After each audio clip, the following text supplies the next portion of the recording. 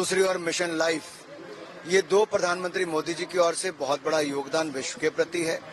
वहीं देश भर में करोड़ों ट्रीज को प्लांट करके एक और जहां जागरूकता, वहीं पे एनवायरमेंटल इश्यूज को देखते हुए कार्बन एमिशन को जहां एक और कम किया जाता है, वहीं पर हमारा ग्रीन कवर ज्यादा बढ़ सके उस दिशा में भी कदम उठाए गए। जब प्लैनेट इंडिया के माध्यम से आपको अलग डॉक्यूमेंट्री के माध्यम से वो सब चीजें बताने का प्रयास किया जाता है जो बहुत सारे लोगों तक जानकारी नहीं पहुंच पाती, मैं आशा करता हूं ऐसे 30,000 घंटे जो अलग अलग वीडियोस के माध्यम से ये दुनिया को दिखाएंगे कि क्या भारत में उठा रहे हैं कदम। आशा करता हूं भारत के अच्छे कदम जो उठाए गए वो भी दिखाए जाएंगे, जो चुनौतियां हैं और उसमें हम कैसे सुधार कर सकते हैं उसके अवसर भी देखने को मिले। भारत लेके जाने पर कुछ लोग इसमें काफी सुर्खियां बटोर रहा है ये मामला। देखिए, मैं भारत सरकार का मंत्री हूँ। यहाँ आपके बहुत सारे चैनल्स के नाम भी भारत से शुरू होते हैं, तो इनवाइट भी अगर भारत से नाम से, तो इससे किसी को परहेज क्यों होना चाहिए? ये भारत विरोधी कौन है? भारत का विरोध कौन कर रहा है?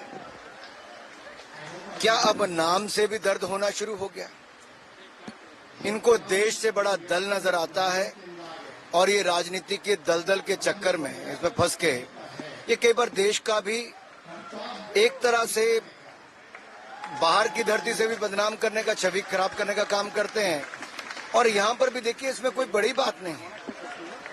आप बहुत सारे इनवाइट पे देखते होंगे भारत सरकार के द्वारा निमंत्रण भेजा गया है, तो यहाँ कहाँ दिक्कत है? वो कह रहे हैं इंडिया के नाम से अब आपको प्रॉब्लम होने लगी है, आपकी बहुत सारी स्कीमें हमें देखिए, कुछ लोगों को यूपीए के नाम से चिंता होगी, क्योंकि भ्रष्ट चेहरा, भ्रष्ट नेता, ये सब जिनकी ना नेता, ना नीयत और ना नीति थी, उनके लिए मजबूरी थी यूपीए का चोला उतारने की।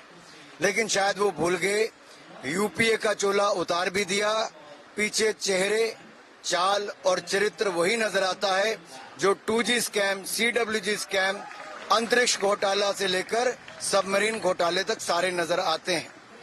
नाम बदलने से यूपीए के आपके काम नहीं बदल जाते।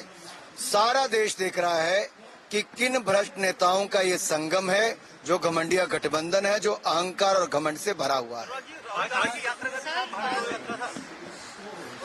देखिए, जब उन्होंने भारत जोड़ो यात्रा भी की, हमने किसी ने विरोध नहीं किया, लेकिन वो भारत के विरोध में ये एक बार नहीं कई बार देखा गया।